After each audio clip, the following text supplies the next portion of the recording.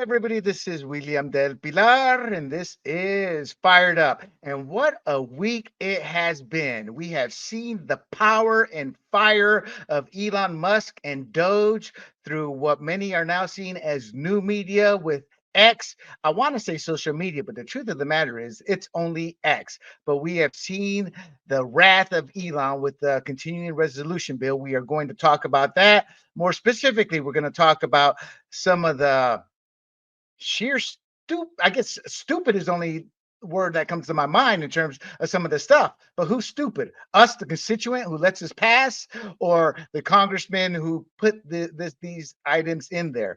And we also had a validation report come out this week by the Wall Street Journal that talks about Joe dementia and how the administration has been hiding his deteriorating mental acuity, not just the last couple of years, but since 2020.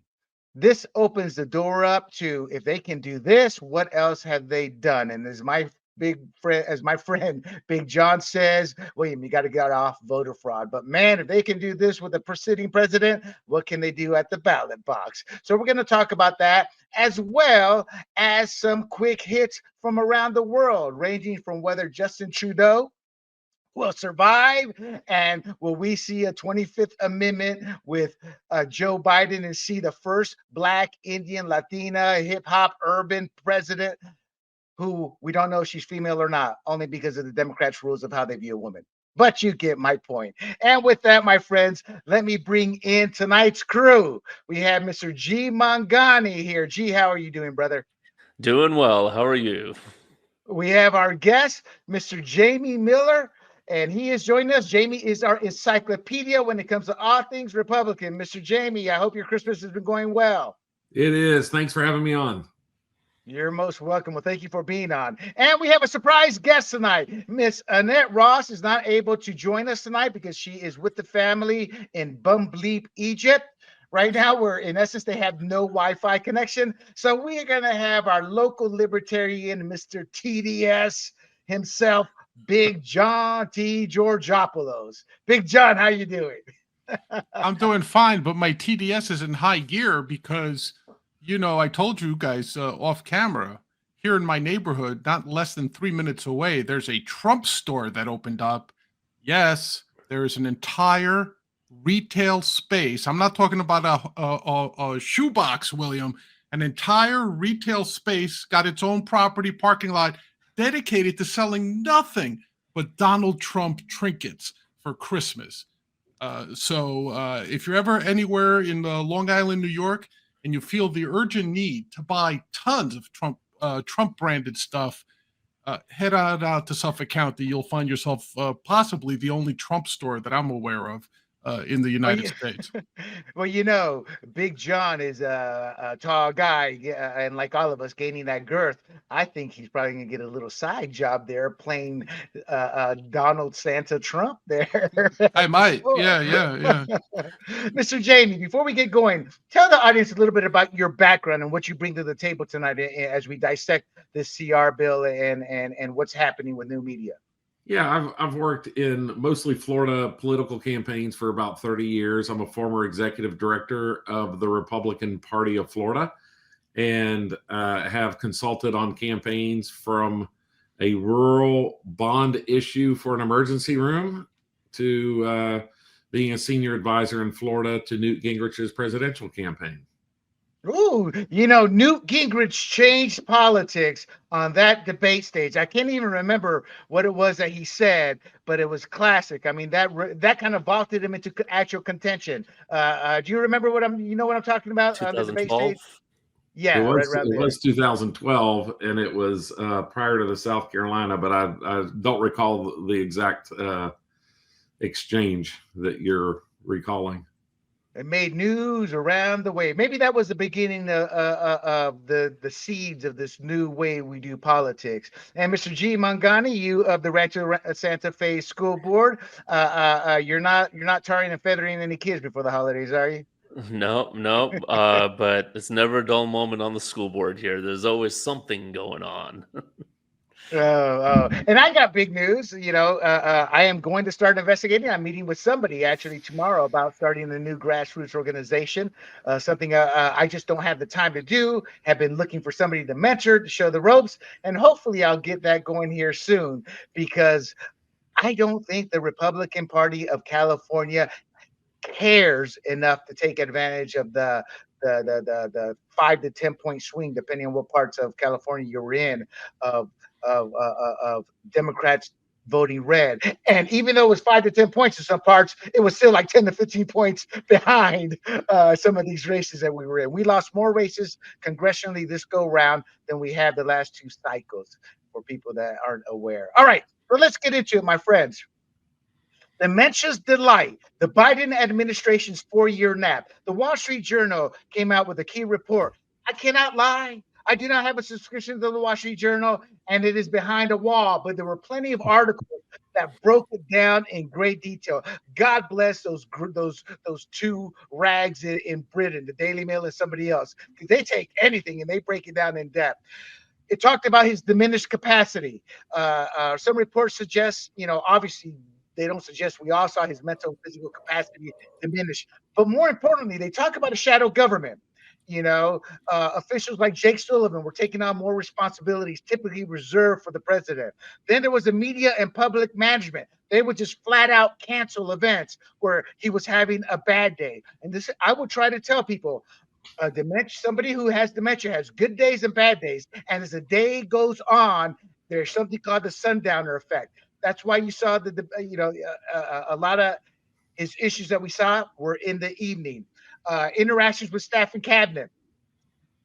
They stopped doing them in person and we're doing them via Zoom. With some people said, I don't even care to meet with him anymore. He doesn't care.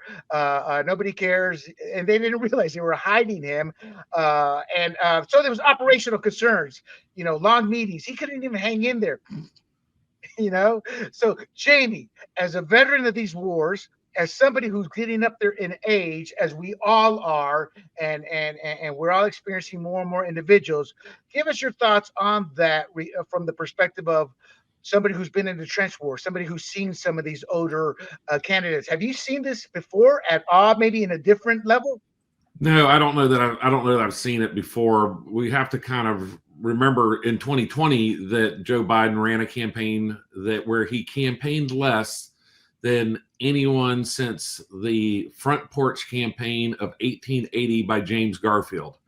And so this should not be a surprise to anybody. This is something that has been going on. In fact, the Biden people thought it was such a good strategy. They thought they'd try it out on Kamala Harris, her first 30 or 45 days. And, everybody's like, oh, she didn't have enough time. I was like, well, she squandered about the first 40 days of the campaign. Remember, she hid from the press. She didn't have an interview. She didn't talk to the American people. And at the end of the day, she never told people who she was, what she wanted to do, or why she was qualified to do it. I think you hit it right on the head. I forgot all about the basement campaign. Gee, let's piggyback on that. I think it was all the hate towards Trump. That was a peak hate towards Trump. And I think that allowed Biden to overcome. And we're not going to get into the ballots and the mail-ins and districts where there were more ballots than there were registered people, because that's finally coming to light. But that said, do you think that this cover-up was so good they were able to manipulate just the election to certain degrees? Again, the Hunter Biden laptop is election interference. Yeah, in 2020, I mean, think back then, Jack Dorsey and Zuckerberg, they could decide what showed up on Twitter and Facebook, right? So they could hide and basically stuff these stories. And so what do you have left? Some forums, 4chan? Yeah, I don't think any of us read 4chan, but I mean, if you want to get some information, that's where you would get it. The mainstream media was pretty much in the tank for Biden. So this is like FDR, right? Back then, all you had was the mainstream media, and most people didn't even know he was in a wheelchair. But for those of us who were paying attention, we knew this from the beginning. I mean, I knew it from the beginning, 2020, but I just didn't know to the extent when I read that article. I didn't realize it was from day one that he was not meeting with National Security Advisor or some of the other people. But when he's calling Kamala President Harris from, I think it was January, February 2021, I knew something was off pretty quickly. No, I agree. Big John, I apologize to the audience. I asked Big John to come on last minute, so I'm gonna give him a little leeway. But that said, Big John, you and I always have these discussions off camera and as friends, and as a self-proclaimed TDSer, my take to you, if you remember, whenever some of these things always happen, is I always go to you. I don't want to get into it right now because it's a media, it's one-sided. You can't get another word. I'll wait for this stuff because it will eventually come out. It's coming out. What are your thoughts? Well, when it comes to the media, we always knew they've had a leftward slant, right? Because the extent to which it is, though, has always varied. Like, I remember when we first met, I always tried to convince you that Walter Cronkite was a communist, and you kept saying, "No, not Uncle Walter," right? But we've known it. I've known it ever since I kid. In high school, I always used to jokingly refer to the New York Times as Pravda West. We all understood where the bias of the media was, and that was typically because the left was a stronger protector of First Amendment rights, or at least perceived, than the right. So it was in the self-interest of journalists to have a liberal slant. Now that's not the case anymore, certainly. And even at the height of my wanting Trump to fail, if you recall, when they kicked him off Twitter, I was upset at that move. I didn't think he should have ever been kicked off of Twitter, even though I disagree with nearly every tweet he ever put out. So if you're talking about the concept, yeah, I'm agreeing with you on that. They should have never had that censorship and everything. But I understand their position. I understand the position of at least the legacy media when it came to certain issues, like most prominently the COVID issue, right? Because I still think there's way too many people that have way too many wrong ideas about the actual vaccine. Very few people have the position that I have, which is if you don't want to take the vaccine, don't take it. But nobody should be forced to take it, right? But I also am against people who are saying that, you don't need to be a scientist, you don't need to be a doctor, you don't need to be a virologist to understand how these things work. No, the death of expertise is a separate problem, right? You don't have to be a scientist. I'm not creating the vaccine, but I'm going to do everything I can to learn about what I'm putting into my body. And I always tell people, give it to me in layman terms, So yes, we can be. I understand. I think what you're trying to say is people who go out there pretending to be a scientist and they're not. That's what I'm saying. Yeah. Because listen, and I'll end this quickly. One of the things that I don't know how many people would agree with me on this panel. I lament the death of expertise, right? Like, there's a reason why in any field, there's people who labor, they put in their 10,000 hours, they have experience, they have training. I don't care what the field is, computer programming, politics, writing, television, whatever it is. And what we now think is that if you go on X long enough and use Grok enough, you're an expert in 24 hours or less in some cases. And to me, that's the thing that I lament is the death of expertise, right? So that's it. So to that point, I'll stay away from you guys in saying that I'm not overly thrilled with what's happening with X. But at the same time, it'd be pretty stupid for me to try to deny the bias that the media has always had. And in that long answer there, Mr. John, you should be a politician because you never answered the question. Your thoughts on Biden, dementia, and the staff. Yes, he was. So give us your quick answer. He was cognitively impaired. We knew that during the election. They did a brilliant political strategy to get him elected. But then once he was in office, it was the expected. What are you going to do?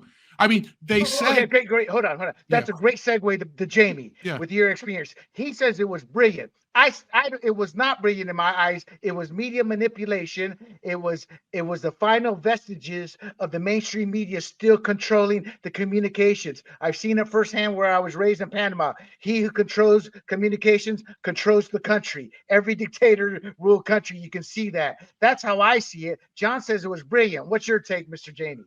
It was the campaign they had to run to beat Donald Trump in 2020. And so we knew, just like in 2024, the more people saw of Harris, the less they liked. And the same would have been true of Joe Biden in 2020, but because of COVID, and I agree with John, it was a brilliant campaign strategy. I think the thought that I'll finish for John, I don't know if he'll agree with it or not, but the problem is that now you caught the dog caught the bumper of the speeding car, and now he's president of the United States and incapable of doing the job. And so now we have had this shadow government. And now look at the things this shadow government has done, how the Department of Justice has gone after Donald Trump, and there hasn't been anyone in charge other than potentially Jill Biden, not Joe Biden.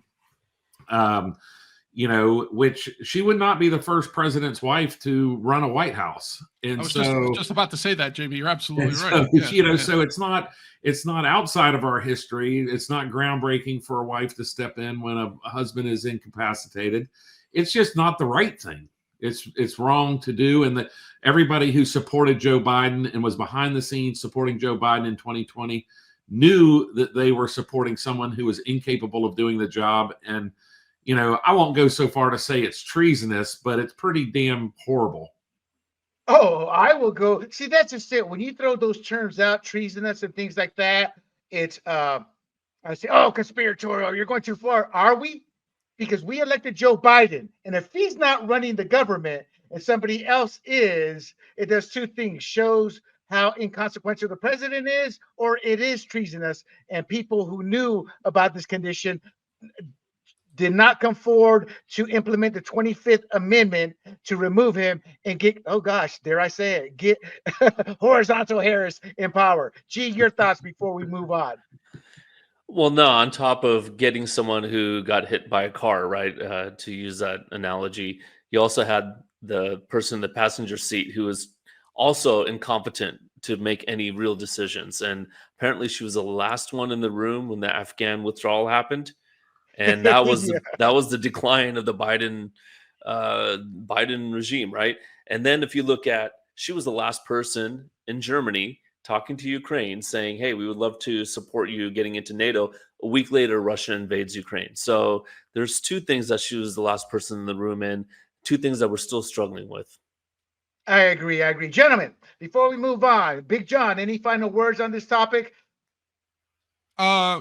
No, not really. Like you put me in an awkward position because, as you've stated, I'm a full-fledged TDS Well, sufferer. hold on, Big John. But at the same time, you're putting me in the position of trying to defend Biden and Harris, which I am not want to do. You don't have BDS, Hold BDS, on. and HDS? No, Big John. I'm asking you from the perspective of an American of what transpired. Regardless, see, to me, this transcends ideology. As much Reagan, in my heart, I hope his final year there was not dementia. I haven't gone back and studied it, but I'm wondering, was it? I was too young, didn't care. I was out. Kid. It was. See, it was. At that point, we should not have those people in office for the detriment of the country. Well, I'm not sure, but wasn't the 25th Amendment in part re-put into the consciousness because of people like Reagan, right? Because a lot of people thought at the end of Reagan's term that he probably wasn't in control of the government, and that it was Haig and Bush that were really running things, right? So it was also just not to jump in, John, but it was also the assassination attempt of Reagan. Right. That really kind of brought, when Haig, stormed the White House press room. I'm in charge. And so some of those things. So not to revisit, you're right. History, you're right. But I think that was kind of part of it with Reagan. I agree with you, John, that Ronald Reagan was in diminished capacity his final 2 years, but it's a little different than Joe Biden. Joe Biden decided to run for re-election. His wife or whoever decided to put him up for re-election, knowing that he was incapacitated in 2020. And we even had a judicial ruling saying that he was kind of too old of a man and was easily confused. He was too confused to even testify. And so this was public knowledge for a long time. And Democrats decided to go down this road of nominating Joe Biden president as their candidate for 2024 anyway. And so, I think the powers that be, Obama, didn't think Harris would coalesce support as fast as she did after Joe Biden's announcement. I think they thought they would get it to convention and get to choose whoever they wanted. And Harris, I say to her credit, she saw what she wanted and went after it, and she secured the nomination and then failed miserably. Right. I agree. All right, guys, let us, you're absolutely correct. Let us move on from this topic. I'm going to sit here and have the final say on this. I believe that they're actually going to be able to use this against Harris if she runs. They're done with her. They don't want her around. There's a video going around with 6 minutes of her defending Joe Biden. It shows that can be used against her if she runs for president. As, can you trust this woman? She was willing to flat out lie. So I think there is a little bit of a strategy being played out by the Democrats already. And to America, Alzheimer's is an epidemic. We have the baby boomers. It's coming. It's here. It's costing us billions. We don't put enough research into it. If anything, pressure your congressman. Ask him or her about how much funding they're getting into this. And finally, on that topic of dementia, you don't get better. You get worse. This is an incurable disease. What angered me about Ronald Reagan was the fact that they portrayed this elegant man. I remember reading an article about him on the playground after he had full blown, and you can still see the twinkle in his eye as he remembers. No, that was just a drooling man in diapers at that point. And it sickened me because they were willing to romanticize and hide the truth from because I worked in the industry. That's how I know all this. So make sure you understand what our country's getting into. And this is an epidemic that's already here that we need to take on full on with our research. All right, gentlemen, let's get to Doge.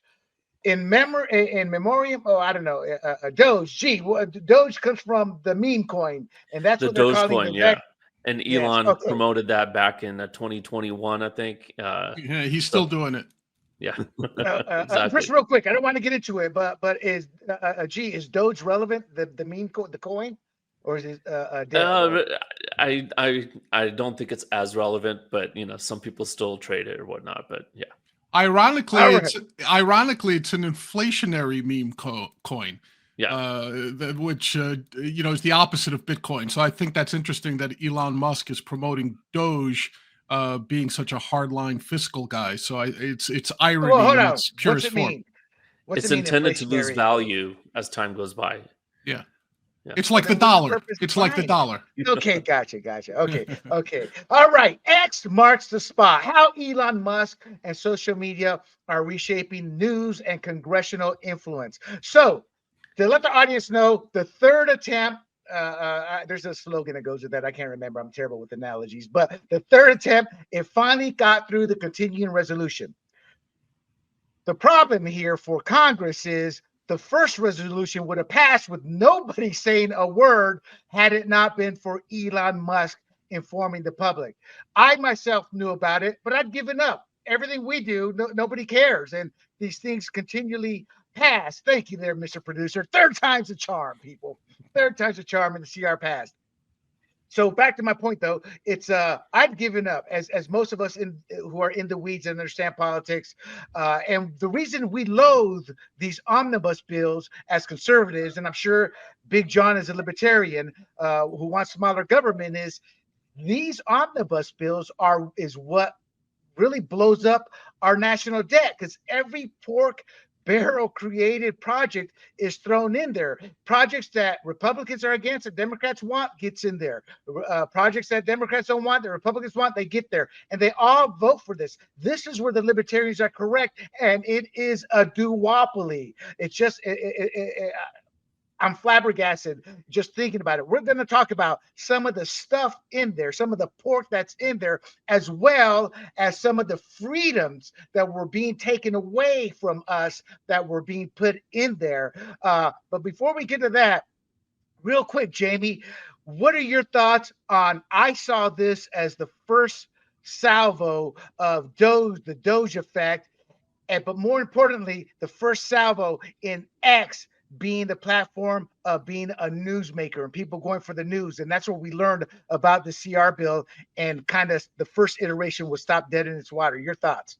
Yeah, I think, all of that is true. I think the cautionary tale, if you want to play unconventional wisdom, is that before we came on the air tonight, people were on X were being critical of Elon Musk because he kind of made the rookie mistake of saying, putting that picture on X. This was yesterday's bill, and here's today's bill. And today's bill, the second bill that did not pass, had just as much spending in it. And so there were a lot of people who were critical, I think rightfully so, that, they tried to, kind of sneak one past the goalie, so to speak. And if it wasn't, I know there were 3 congressmen here in Florida who voted against that second bill, and mostly newer members, people who haven't been around real long. And the funny thing is, I think all 3 have agreed to join the DOGE caucus, right? And so Elon Musk was kind of pushing this second bill, and yet it seemed like there were some DOGE caucus members who voted down on the second bill, and then we ended up with the third bill that we're going to discuss a little bit more tonight. That's a great point. And Big John and I had a conversation. I think he was like, "I'm going to get William. I'm going to get him, man. I'm going to get him on this." And he was talking about exactly what you said, how small it was. It was a perception battle that Elon made that rookie mistake on, not realizing perception doesn't always work with the reality of what you just presented. And I'm like, yeah, I was doing my research, and I got to be honest, John, I think I would have voted with those 38 congressmen, because I kept arguing with AI. I use AI a lot. I'm becoming on a level 1 to 10. I'm still a 3, but better than 90% of America in understanding AI. And I'm arguing with it because my assumption was most of the poor had been taken out, and we were looking at maybe 500, 600 billion. So I kept arguing with AI. I says, no. And then after I did research, I'm like, oh my God, this pretty much is a couple $100 billion taken out. Gee, that's a good point that Jamie brought up, is the perception versus the reality. Do you think Elon was fooled by this, or realized what was happening and just wanted the win to create momentum? What are your overall thoughts on that? I mean, think about him. He's running several companies, right? And then he's doing this thing as a volunteer. And so, of course, he's going to look at that, the big stack, and look at the small stack and say, oh, that's better. I mean, I thought that. I just don't have the time to actually read anything like that. But, so I don't fault him for that. But if he's in charge of a commission, he's got to be better than that, right? I mean, I'll tell you, if you're overspending your income, and then you say, "Oh yeah, I'm definitely going to stop, and I'm going to get back in the black," but after my trip to Vegas, where I blow my wad on hookers, no, you don't do that. You just don't go to Vegas and say, "Okay, I'm going to tighten my belt right now." And I think, Elon getting involved before Trump's inaugurated, I think that's great. But yeah, he's got to be slower on the draw and make sure that he's aiming at the right person. So now, Big John, one aspect of the first of all, before you go on, William, I want to say the subtle genius of Wad's comment, of Jamie's G's comment there when he said, then you go to Vegas and blow your wad. I think that was a double entendre on G. He snuck it in on us. It has 2 meanings, and I applaud him for that Doge-like efficiency with that joke / comment.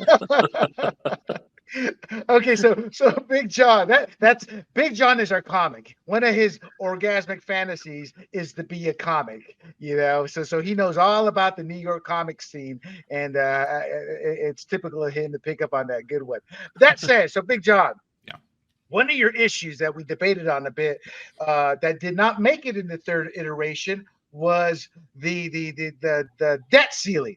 Right. And real quick, Jamie, if you can take a few seconds to explain to us and the audience the debt ceiling. And then, John, you were concerned about, because Trump, you got to knock him where you can knock him. He had the fastest explosion of debt relief during his tenure. And Big John was concerned, hey, what's he going to do? There's no debt ceiling. And I countered, Big John, there hasn't been a debt ceiling since 2023. It goes back into effect, and Trump doesn't want it back in there. Jamie, if you can explain to us in the audience I think a little bit about the last time we actually passed a budget through the House and Senate and was signed by a president might have been 1998 or 9. I was going to say probably Clinton. Told right? you, John. I think it might have been George W. Bush may have had 1 year in there in 03 or 04 where they passed a budget, but at most it's been 1 or 2 in the last 25 years. And so, the continuing resolution is the way Congress spends money. It's the way they slip in their pet projects.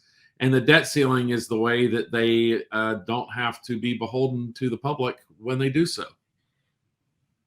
There you go. So, John, that was your concern. So it didn't make it in there. But overall, as a libertarian, what were your thoughts? Like I told you, mine is like I may have voted with those 38 congressmen. I mean, we're talking, Jamie, correct me if I'm wrong, and this is a 3-month extension. It wasn't like 1.5 trillion. So it didn't make much sense to me. But so what are your thoughts on, I mean, that is the money that kind of just keeps growing the debt. As a libertarian, what would you tell us conservatives to be on the lookout for in the future to guard against Trump being taken advantage of? Well, Trump being taken advantage is I knew you were going to go there. It's the other way around. Well, look, when I said I was concerned about the debt ceiling being moved, it's not from a practical application. It's contextually with Trump.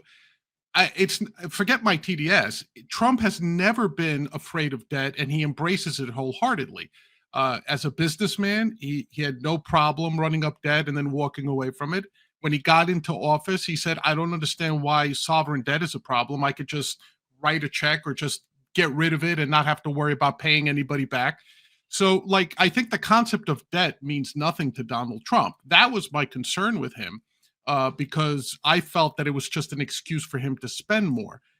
We also have 4 years of history with him where you're absolutely right. No other president accumulated more debt in a 4-year administration than Donald Trump did. Even Biden didn't get as much, I think, and Biden was bad, but Trump was just as worse, right? So that's my thing. Now, overall, you're absolutely right. There should be no continuing resolutions at all. If you can't come to a budget agreement, nothing gets funded, period. And that is difficult. That is hard decisions for everybody. Even if you're not an anarchist, even if you're not somebody who wants to see the government completely collapse, right? Even if you're a traditional conservative, right? The point is that you're supposed to make tough decisions. You're supposed to decide whether to add another trillion to the military or use it for your social programs. You're supposed to choose between, for the sake of argument, food stamps and guns. You're supposed to choose between border security and and subsidizing farmers, soybean farmers, right? So in other words, Big John, you're saying they need to do their damn jobs. I hate the omnibus bills, these omnibus bills, for that reason. It provides cover for them not to do their jobs. Well, I had to vote for that. It was part of the big omnibus bill. I believe Congress does not want to do away with the CR type bills. So let's look at some of the items that were in there. The disaster relief funding. I think we can all agree that would be a good item. Give the hurricane victims some money before we give it all to Ukraine. So the farmers. However, this is my issue with the omnibus bill. Were you guys aware that there's $8 billion in there for the rebuilding of the Baltimore area bridge, the Francis Scott Key Bridge? That's the one that made all the headlines last year, I think, and the boat slowly ramming into it and it's sinking. $8 billion. That is privately owned. It's insured. It has tolls for the upkeep. There's enough money from the private ownership to rebuild it. We as taxpayers were going to foot every bit of it. So with that example, that's one of hundreds. What would you sit there and tell your constituents? Because we could ask 10 zillion questions. How do you respond? I guess I'm flabbergasted. I really don't know what I'm asking outside of what are your thoughts on wasteful $8 billion? I mean, what are your thoughts? I mean, remember I believe it was 2006 or 4 when they were earmarked that amount of money for a bridge in Alaska. that only like 30 people drove over, and it was like millions and millions of dollars. I mean, come on. Is that really going to enhance the economy? Now, this Baltimore bridge, I believe there is some detriment to the economy, right? So there is a public need for it, even though it's privately owned. But 100%, I mean, come on. The owner must have been insured to some degree. So unless he was totally reckless and said, no, I don't need insurance, but it looks like he did have insurance, why are we footing 100%? So every congressman goes in there saying, look, I need to bring something back so I can get reelected in 2 years. I mean, what Trump needs to do is get these guys together and go, look, we are about to head into hyperinflation because we have to print trillions of dollars just to pay the interest. I mean, we're not talking about projects. We're talking about the interest on what we borrowed already. And he's got to get them together and say, look, if you guys don't stop this and we go into a period of austerity, we're going to have major trouble. And Trump will not be president when we head into major trouble. I mean, this is not 4 years down the road. This is 6 to 8 years down the road. Well, none of them ever in are. John's defense, in John's defense, that's why Trump doesn't care about a debt ceiling either. Nobody does. Jamie, so there's also woke earmarks in there that the Freedom Caucus, that we can all agree on, is a group that should have more members in terms of woke spending, money towards social justice or equity-focused projects. We're talking maybe not billions, but tens and tens of millions, maybe approaching hundreds of millions, as an age-old sire in the Republican Party. And this new woke, this new DEI that is not based off of qualifications, but based off of culture and skin color and gender. What are your thoughts when you see something like that in the omnibus? Well, that's a lot to unpack. I always say that the general problem with DEI programs is that it's created to protect, 30% of the minorities in America, and yet it applies to 100% of the programs and jobs. And so it becomes an issue where I think people put up with those things for a little while. And then it's kind of like, hey, I'm 40. Why is a 28-year-old getting a promotion over me when I have 20 years of experience and they're just 28 years old? And, so I think that things like that went too far. It sounds like it's going too far in this continuing resolution that passed. I'm not familiar with each and every one of them that you mentioned, but there's no question that this is part of what Americans rejected when they voted and reelected Donald Trump president. Exactly. I agree. Okay, so this is for the whole group, but we're going to go with Big John. I thought of Big John. COVID-19 related provisions and the J6 provisions. These are geared to take our freedoms away. They're embedding provisions in the legislation in order to normalize certain actions that are seen as extreme when they happen. In oversight reduction. They're going to use this bill as a model for future pandemics to take some of our rights. So, for example, one of the aspects that was in the original bill was we couldn't complain about a pandemic in certain ways, or we could be thrown in jail.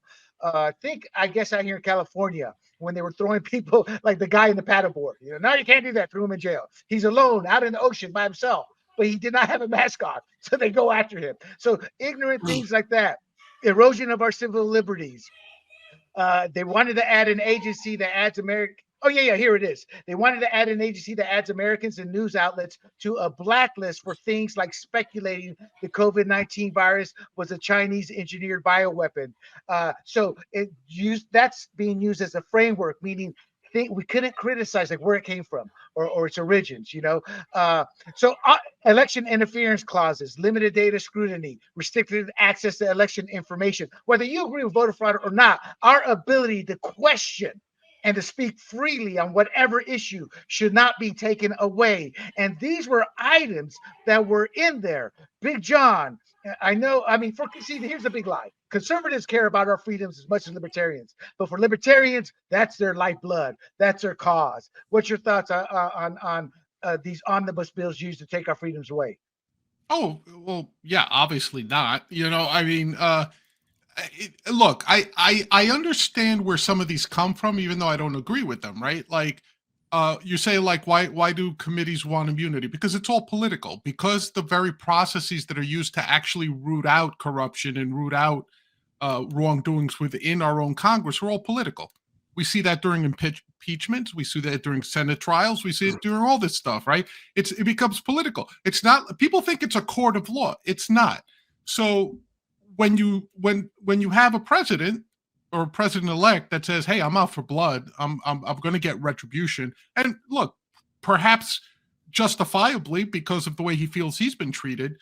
Like, what are these people going to do? They're all political creatures. What do you expect them to do in the waning moments of their power? They're going to try to enshrine some protection. But I'm not asking you that. I'm not asking you that. I'm asking Yeah. you as a person, when you see these, and what Big John is referring to, people, is a J6 committee, and this would pertain to any committee. They're Right. to be protected from from going after legally. And in defense of Trump, he's talked about bringing the country together and only going after those who've broken the law.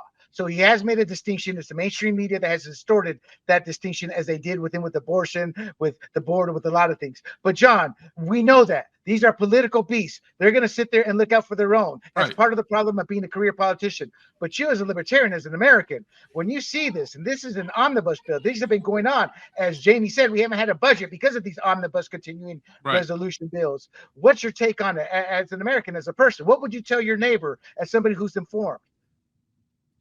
Tell them about the omnibus bills, and specifically in general.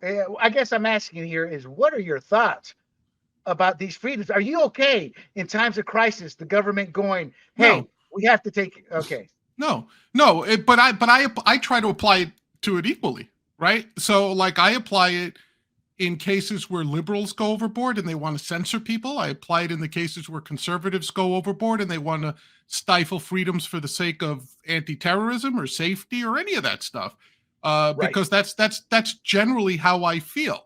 Whenever someone says I want to limit a right or I want to grant a right, not that rights can be granted in my opinion, my first thought is, okay, what happens if the person you hate most on this planet had access to that same right? How would you feel about that? If you can honestly say, well, like if you're a Trump supporter, you could say, I would love for Biden to have this ability.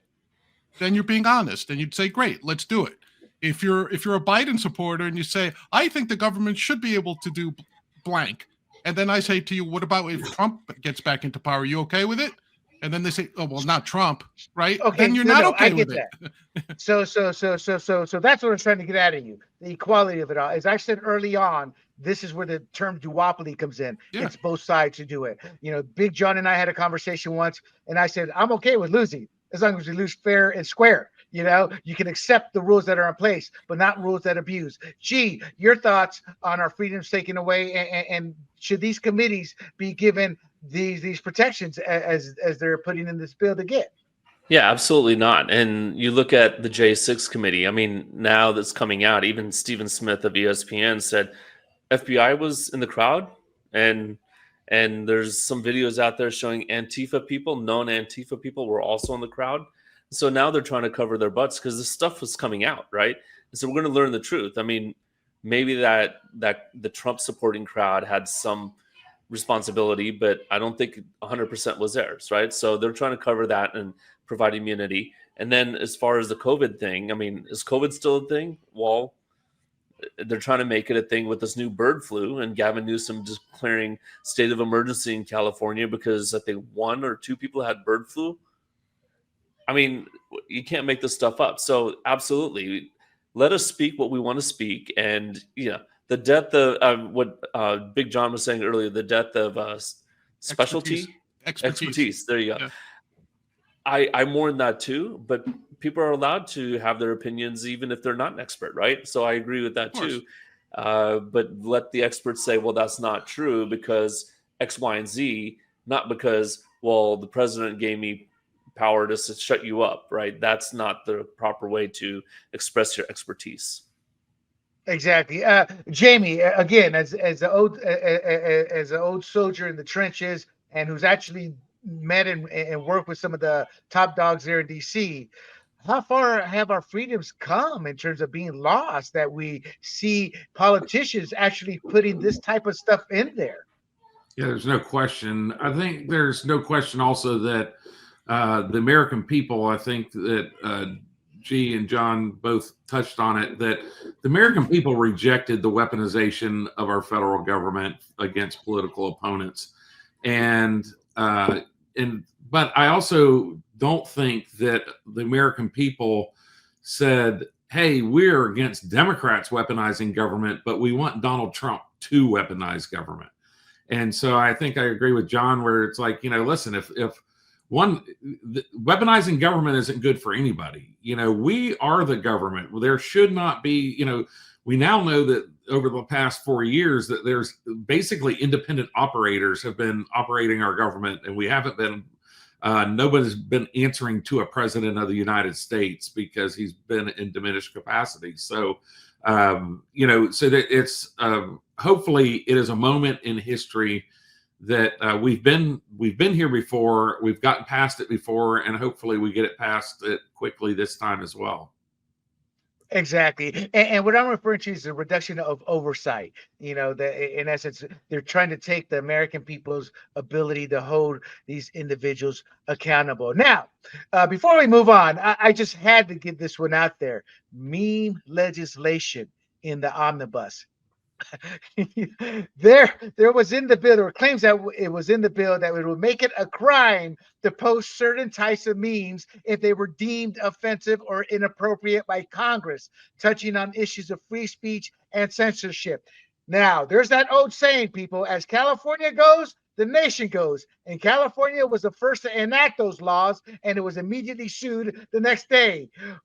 But give me just a few seconds. And to me, my take on this, it shows how disrespectful the Congress, our government has become. How they just don't give, excuse my French, they don't give a rat's ass about the American people, that they want to sit there and put meme legislation. G, your quick thoughts. I mean, we already have that here in California, right? Governor Newsom said, okay, well, if you create a meme that, or something with AI that interferes with the election, we can prosecute you. I mean, that is encroachment on free speech, just pure and simple. I mean, I made some memes with Kamala Harris and the downfall clip of Hitler getting mad at his group, right, his generals. I mean, I guess that would be considered against the law if some of this stuff passed. So That's absolutely true. not. It's infringement of free speech. First Amendment. John, real quick, your thoughts, because I forgot. I want to talk a little bit about Musk and his PAC and his potential with DOGE. So your thoughts on the meme issue. Oh, it's ludicrous. We're turning into England and Canada, where you could get jail time for being mean to somebody on social media. It's ridiculous. It has no place in the United States. I am 100% free speech, baby. Like, I don't care what you have to say, when you have to say it, and where you have to say it. Right. Especially in government. Government should have no place in it. Now, the debate is whether you could say it on something that's privately owned that serves a public interest. I again think that you should, like, as a matter of principle, you shouldn't do it, but that's a different issue. But when the government steps in and says you're not allowed to make a meme, get the F out of here. Forget that. So, Jamie, Big John set it up very nicely. Canada and England, there is no constitution. They can sit there and act these laws, but we have a constitution. And I guess what I was getting at, and John kind of pointed me in the right direction, is, to me, this is a blatant attempt to circumvent the Constitution and our freedom of speech. Your thoughts when you see something like that? This is miserable, and it certainly is violating the Constitution. And quite frankly, it's a slippery slope that's been coming for some time, since we started prosecuting people for hate speech, right? It's, you're going to get a first-degree murder charge if you say X while you're committing a murder. Well, if you're committing murder, you should be in jail forever. It doesn't matter what you say. And I don't think, I felt like whenever we started these hate speech laws, I think this meme law is a part of the slippery slope we've had since we've started saying, because the hate speech has been like, if you're committing a crime. Well, now they've made hate speech the crime, right? And so that violates our constitutional right, because guess what? We're allowed to say hateful things. We as Americans, we are allowed to say that. I don't appreciate it when people say them about me, and I don't appreciate it when people say them, period. However, that's part of our rights. And you look at the old political cartoons of the 1870s and 1880s, and were we going to throw? I mean, it was ludicrous to even think that you would throw a cartoonist. which is basically a meme creator in the same, social media setting we have today, that we would throw a cartoonist in jail over a political cartoon. I mean, that is the highest form of protected speech we have. And the fact that anybody's even thinking about punishing an American for speaking about anything just goes to show you the disregard, like G said, the disregard they have for the American citizen. And in the old days, I would have laughed at it, and the ACLU would have been the first organization to jump in there and defend. They defended Nazis marching in Skokie in 1976, right? So that was the old ACLU. The new ACLU, I don't know if they would jump in on something like that, especially if it was an offensive. No, they won't, John. I can tell you that firsthand. I've read a few times in some articles over the past few years. All right, Jamie, that was what I call a clip-worthy response. Yeah, so that was awesome. Now that said, going back to an example, when I was a child and they came out with the first hate crimes against gays because they were being jumped, I asked my father, "What happens if a bunch of gays jump a regular guy, Dad?" Or I called him Papa, and he looked at me. He just shook his head, kind of like, "Oh no, we're gonna find out." But that's what you're talking about. And as far as the ACLU, that was always my standard for we have true free speech, because we will have people defend the worst of the worst because it's constitutionally protected. When the ACLU finally voted and they will not defend anything conservative, or else they would have been defending the baker in Colorado. Not once, not twice, but the 3 times they've sued that same baker, they were nowhere to be found. So we are losing our speech, our freedom of speech, people. And the proof is Congress trying to put in a damn meme law. All right, guys, before we get into our quick hits, I want to talk a little bit about DOGE, Elon Musk, and specifically what Big John said. He brought up a legitimate point. It's legit, but I thought it was wrong in him saying, well, they're not part of the cabinet. What power do they really have? And this is the power Elon Musk brought to the public light what was happening with the CR bill, and he stopped it dead in its water. Now, Big John made a point, well, this is just too much power for one guy. In essence, how it could go south. And I'm like, yeah, you're right. You have to be concerned with it. But I also believe in fighting fire with fire. And the difference here is all Elon did was present the bill. What was in the bill? He didn't change the narrative. He didn't create a media lie and distort anything. But Big John is correct. There's always that danger. But that said, I'll worry about that tomorrow and do my best to keep him in check when it happens, as I have failingly done with everybody else. But that's right now, Elon has DOGE through that salvo. What are your thoughts, Jamie, on how he used X, the power of X?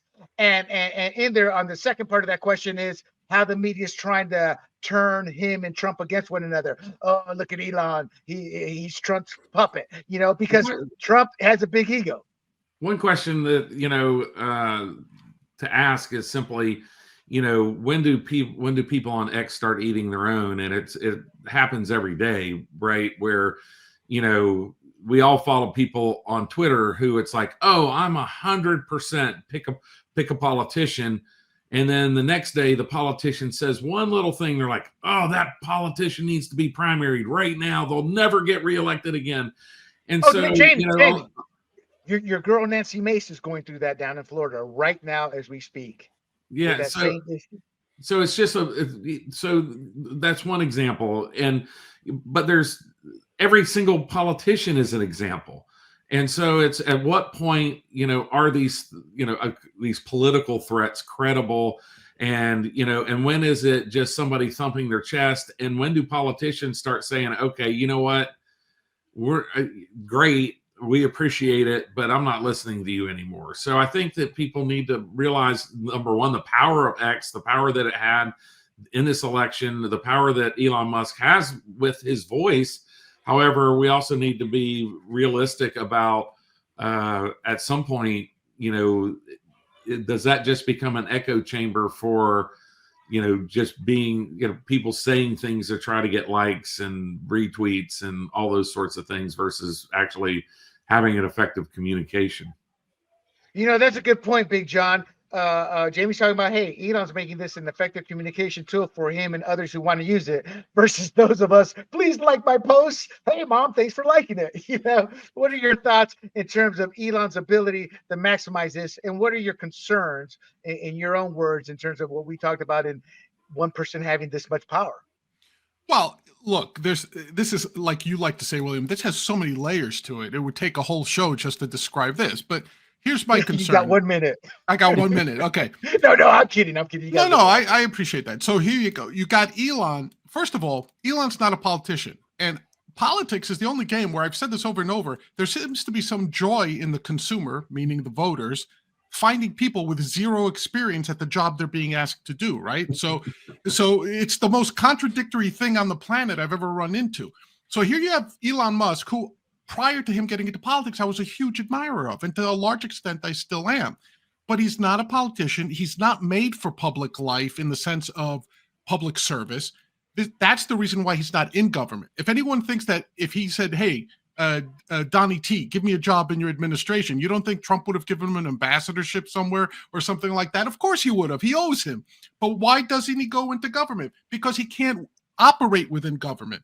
So to have him in this extra government Doge made up thing promoting his meme coin every day, that's a big negative, right? Like, I appreciate what he's done with X, but how do I know that the X platform isn't doing what he accused Jack Dorsey of doing? Like, why? How do I know that it's not? Hold on, John. Hold on. A couple of points. A couple of points. Did our founding fathers not? They didn't look at people that have careers. They thought people would serve a term or two, then they would go back to their farms. So yeah, well, it was also a shorter life expectancy, William. People died at 40, so it's actually that's skewed because what happened is the birth rate. You're right. Yes, to some extent. Yeah, a lot of our founding fathers lived to be in their 70s. Believe some it or of not. them did. Some of them did. Yeah. So, and you made me forget my second part of the question in there. I apologize. Finish your point, John. I'm sorry. No, I was going to say, look, as of right now, here, what you said is absolutely right. What Jamie said is right too. I'm already seeing it. Look what's happening to Chip Roy, even more so than Nancy Mace. Chip Roy was one of the guys who got up and said, this is not a conservative spending bill that you guys want to vote for, fellow Republicans. Literally within, 10 minutes of that clip going on, I saw some of the bigger right-wing influencers, Eagleman and Cat Turd and all these Benny Johnson, all these guys, primary that guy. We've got our eyes on you, Chip Roy, you rhino, you horrible person. And all these other Republicans were like, wait a second, I thought we liked this guy. Like, to your point, Jamie, when are they going to start turning each other? It started already. There's some people who are actually drawing a distinction between MAGA and conservatism. And some of them are saying we're not aligned 100%. How does Elon step into that? That's what I'm interested in saying. And he's, like I said, I think it's weird because he's not a government guy and he's trying to influence government. And I would say the same thing. How would you feel if the Washington Post were running this type of scam on you outside the government talking to Biden, right? So that's what I'm concerned about. There's a couple of things there to unpack. Human nature. I'm like, it's emotional. We're going to primary when stuff like that, it's more words being spoken. But you're right. There's a concern. As a conservative, I said, hey, I probably would have been with the 38. The other thing is people wanting likes, people building a brand, not being qualified. But then again, no American technically is, but yet we can all have our service to the country. So I'm okay with that. But having somebody have experience is a double-edged sword. They become a career politician. They become corrupt. Gee, was he talking about you in terms of we can elect anybody at the office? Well, I was told by TJ Zane here in San Diego, if you can balance a checkbook, you're qualified to run for office. So that is the only qualification, and I would say most Democrats have already failed, and they still get elected because they can't balance the checkbook. But hold on. The Republicans my question to you voted for this thing. They can't balance one. Go ahead. My question to you is: Elon Musk has a PAC that has a few hundred million. It's already made an impact. Do you think, based off of using these 38, I don't think many of them should be primary, maybe a couple of them just because of their past track record. But how do you see Elon combining his strategy on X to go with this PAC to begin primarying them to possibly get in a couple years a Trump first, or not Trump first, what is it? America first Republican Congress in there? Well, look, everyone has a shelf life, right? Clinton was really popular. Now no one wants to hear from him. Same with Obama. I think Elon's riding a wave of popularity. Will it last 2 years? I think it will. I think Can he primary people? I think he can. But people will get tired of this after a while. So, I think he'll have some results in the beginning, and I think the Democrats are scared. That's why they're saying who's really going to be president? Is it Elon or Trump? Like you said, it's attacking Trump's ego. But what they're trying to do is get people sick and tired of Elon, so that in 2 years, Elon's shelf life has run out. So that's the goal. You keep pounding someone, then you'll ruin or tarnish their reputation. And it's worked in the past. Will it work this time? Who knows? We'll see. We will find out. And with that, let us move on from the omnibus bill there. This is our final round, a couple of minutes. I call it quick hits or a lightning round. I'm going to ask y'all a question, just a few words or a few seconds to answer it. First thing that comes to mind. All right, question number one. We'll start with you, Jamie. Did the Associated Press purposely hide the fact from its headline stating a car has driven into a group of people at a Christmas market in Germany to hide the fact the individual was Muslim? I've read the headline. I'm not familiar that the driver was Muslim. Is that what you're asking? Well, did they hide the fact that he's Muslim by saying it was a car that went into the group? Because that's a big hoopla right now on social media. They're hiding that fact. Oh, so yeah. So I did see somebody on Twitter say, or X say that, showing my age there, that they put a community note that a car doesn't drive, a person does, right? And so that was kind of the thing. We face this in a couple of things where we face this not in this last school shooting, but in a couple school shootings where a trans student would be the school shooter, and they don't really report that until days later. And so it goes back to kind of just the credibility of what I call the corporate media. I know a lot of people call it mainstream media, but I think there is a difference between corporate media and what we're seeing. And it's funny because you mentioned, off stage, that the top 50 podcasters have 80% of the market, and very soon they will become the corporate media. And, those will be the folks who are beholden to advertisers. And so more and more people are going to come to shows like yours, William, and fired up because, you have tonight on a Friday night, you have 4 guys sitting there talking about our truth, right? And what our experience leads us to believe. And that's why this show is going to become so popular. Well, thank you for that. Megyn Kelly went through this lightning round. We're going to have to go faster, guys. Thank you, Jamie. So real quick, Jamie, did the AP purposely hide the fact? Yes or no? Yes. G, did they hide the fact that he was Muslim? You answered it when you said, because I thought this guy must be from the Middle East. And you said it was from the Middle East. Yes. Big John. No. No, okay. Jamie, will Canadian Prime Minister Justin Trudeau resign with his government on the potential brink of collapse? Yes, he will. G. I think so, yes. Big John, and the reason why? I have absolutely no idea because I don't follow Canadian politics. As soon as I said that, I'm like, damn, he told me that off camera, and I put him on the spot. And you're the closest to Canada of all of us. Yes, that's true. There you go. Okay, guys. I would argue that I'm pretty close to Canada come about this January and February, because half of them are here in Sarasota.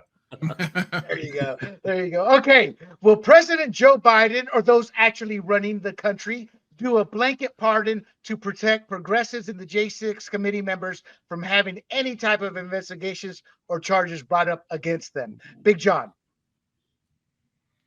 No. G. He's done almost 7,000 pardons. I'm going to say yes. Jamie. I'll say yes as well. I will say yes as well.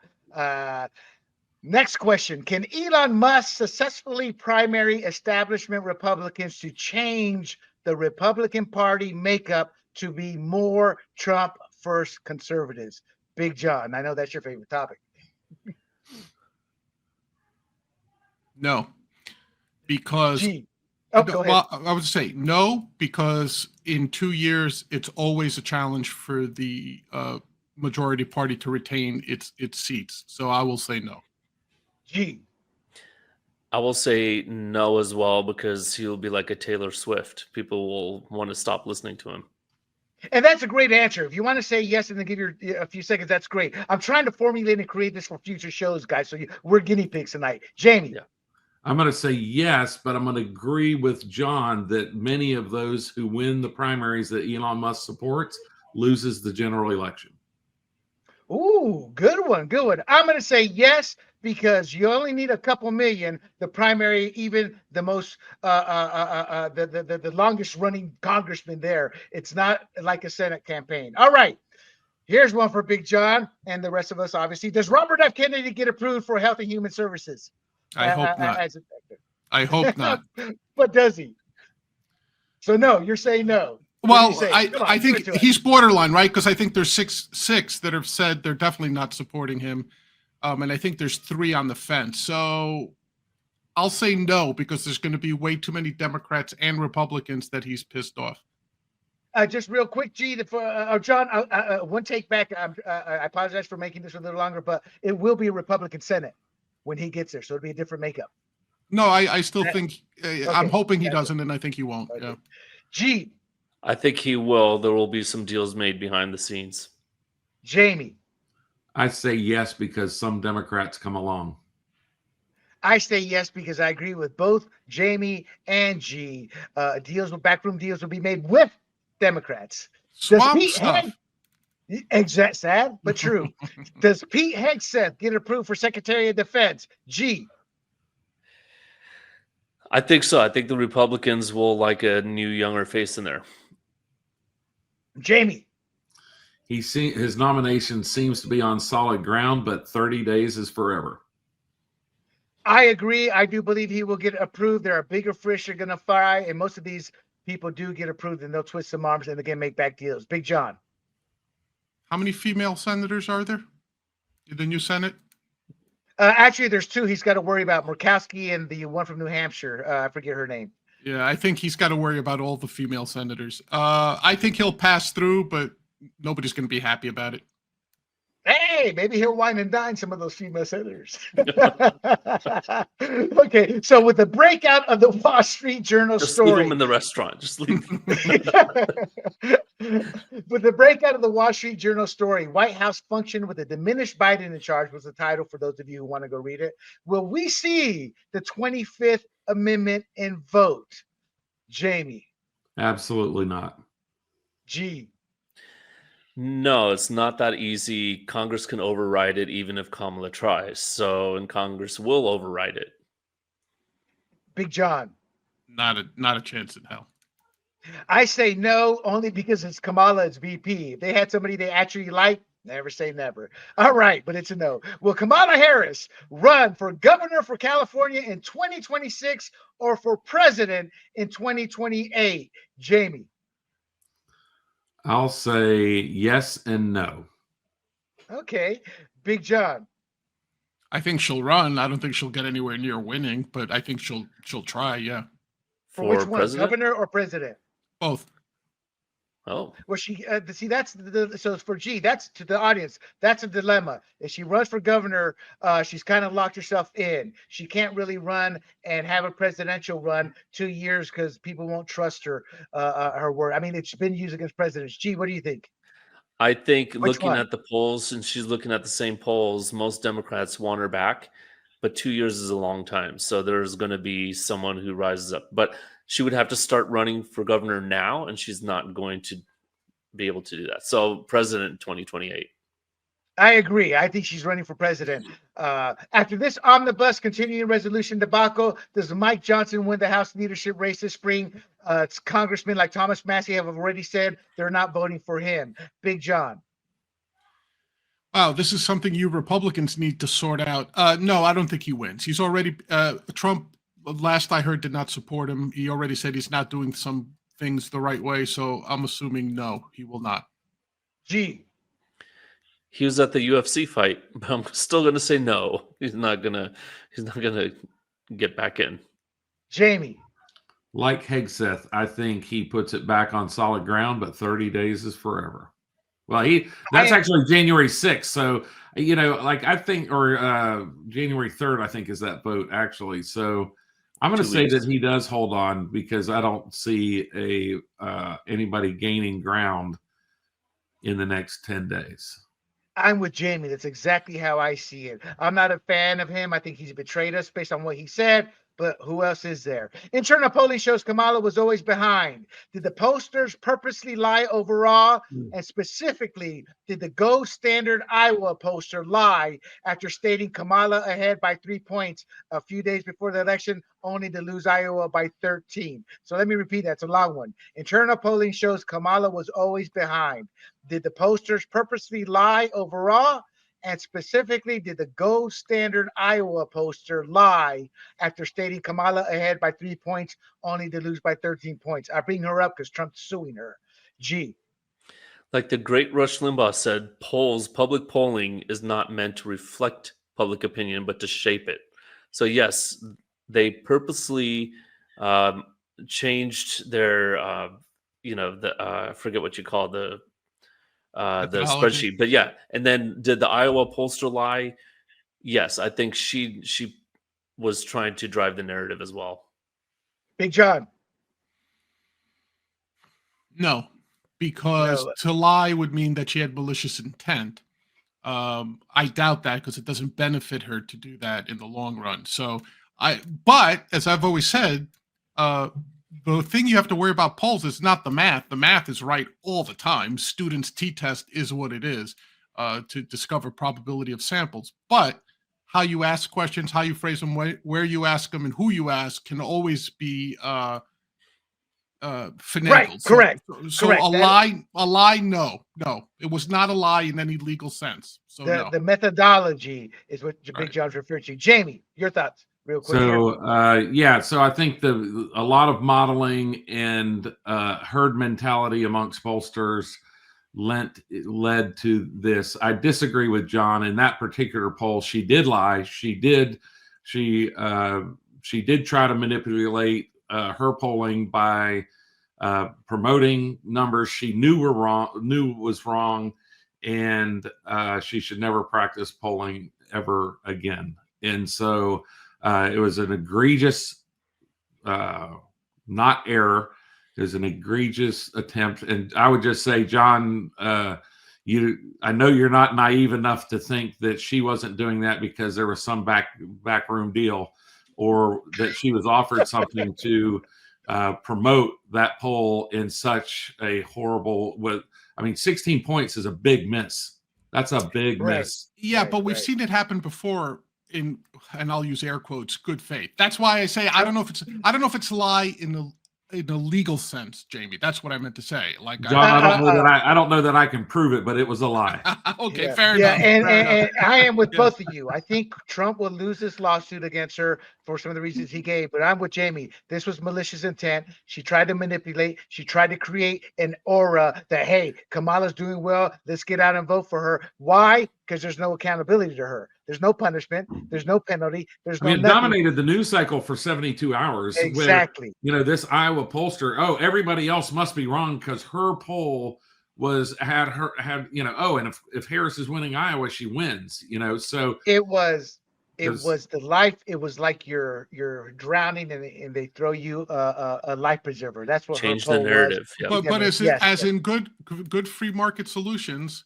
Look what happened to 538 when they missed the 2016 election, right? Whether he did, and I don't think Nate Silver did it on purpose, but because he missed it so poorly, like his business suffered. Same thing with this woman. There's no benefit to making up numbers that she knows are wrong. But I'm not as savvy as you, Jamie. That's a great point. That's a great point. I do follow polls, and most polls do actually tighten up and become realistic. And 538 did it. But the problem with 538, because I did follow them closely over the years, because I was very proud that a fantasy geek got it all right in the very early days of 538 before ESPN bought them out. I have followed that company, but they became lost in their own bubble. They started believing their own bullshit is kind of what happened. And for those of you that don't know, 538 has been sold. Nate has gone elsewhere. He kept this formula that is nobody knows what it is. And with that, my friends, Thank you for tuning in. We went a little bit longer, but there's some heavy topics in terms of all the garbage in the CR bill, the new media we're seeing, and I wanted to have a little bit of fun since it's the holidays. Jamie, before we say goodbye here, how can individuals reach you? Well, you can find me at Reasonable Arguments at Substack and YouTube, and you can find me at RepJam, REPJAM, everywhere else. And Big John, give a plug to your free for all and big questions. Thank you, William. If anyone's ever tired of listening to the duopoly, these three folks speak, join my nonsense every Thursday night for a libertarian talk show, much in the same format as this. But thanks, and thank you guys for putting up with me. It was a pleasure joining you tonight. And G, if for those of us who are old can't see your handle there, tell people where they can find you on X. Yep, right here. Let me get that SDGOP. And I'm not a content creator. I mostly retweet. So I retweet very interesting stuff. There you go. And to everybody else, a happy holidays. Do not forget, you can find this content as well as our libertarian and our sports and my own pop culture podcast at grumblingsmedia.com, as well as our social media platform at Apple, Spotify, Pandora, YouTube, and Rumble under the handle Grumblings Media. I am William del Pilar, and this is Fired Up. I bid y'all a happy Merry Christmas and a happy holidays. To those non-Christians, God bless every one of us, as Tiny Tim would say. Good night. Hey everybody, this is Big John from Grumblings Media, and I just want to say thank you for watching our content. If you want to support our efforts here at Grumblings Media, just smash the subscribe button right here, totally free, or just go ahead and consume more of our great content. Click either one of these two boxes.